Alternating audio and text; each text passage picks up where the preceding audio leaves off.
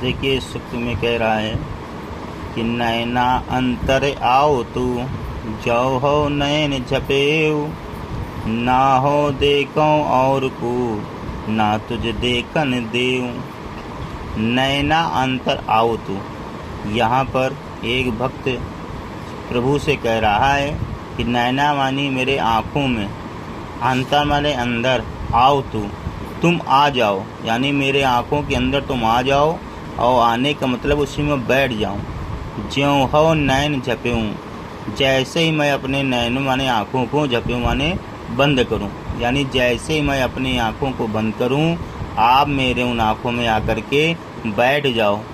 ना हो देखो और को, ना हो यानी मैं ना ही किसी और को देखूं, ना तुझे देखने दूं, और ना तुम्हें ही किसी और को देखने देना चाहता हूँ। ऐसा भक्ति और ईश्वर के प्रेम के बारे में इसमें बताया गया है। फिर से समझिए, नैना अंतर आऊँ तू, जो हो नैन झपेऊँ।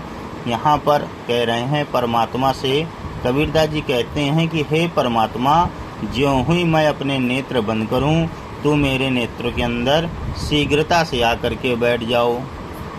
और जैसे ही आप जो है मेरे नैनों के अंदर बैठ जाओगे, तुझे अपने नेत्रों में मैं बंद कर लूँगा, जिससे किसी अन्य व्यक्ति को ना मैं देखूँगा और ना तुम्हें किसी अन्य व्यक्ति को देखने दूँगा। अभिप्राय ये है कि दोनों एक दूसरे के प्रति अनन्य प्रेम भाव रखे हुए हैं। प्रेम का चरम उत्कर्ष ही यही है जो एक दूसरे का हक विस्तृत करता है। इस रस में यहाँ ये जो आपने पढ़ा हुआ है सूक्ति, इसमें जो है भक्ति और श्रृंगार, एक भक्ति हो गया, एक श्रृंगार रस का प्रयोग किया गया है और अनुप्रयास अलंकार आया है।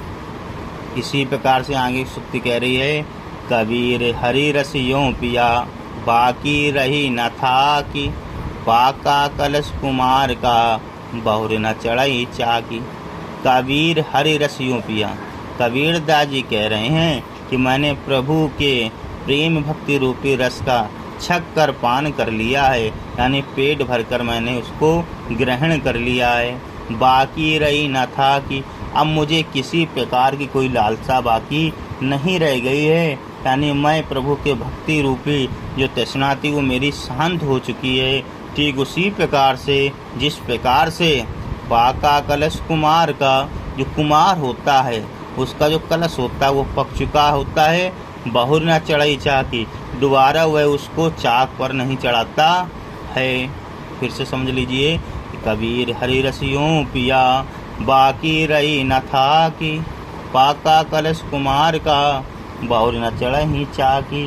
यहाँ कबीरदास जी कहते हैं कि मैंने ईश्वर की भक्ति का रस इतना छक कर पी लिया है कि मेरे मन में की जो सारी तृष्णा थी वो समाप्त हो चुकी है, सारी प्यास का अंत हो चुका है। मेरे मन में कोई भी सांसारिक लालसा या इच्छा बाकी नहीं रह गई है। इसी प्रकार मैं जो आवागमन का चक्र है उससे मुक्त हो चुका हूँ।